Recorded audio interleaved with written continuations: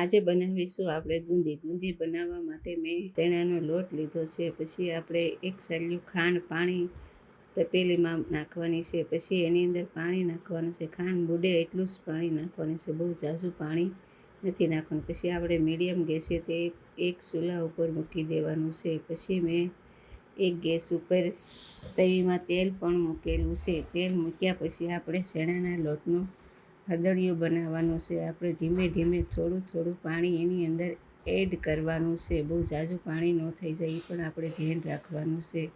પછી આ રીતનું આપણે એટલું ઢીલું રાખવાનું છે, બહુ કઠણ પણ નથી રાખવાનું, નકર ગુંદી નહીં પડે. પછી આપણે જારા વડે ગુંદી પાડવાની છે. તમે જારા વડે પણ પાડી શકો છો, પણ ચાણી પછી ખમણીથી પણ પાડી શકો છો. આપણે જેનાથી પાડવી તેનાથી પડે છે ગુંદી.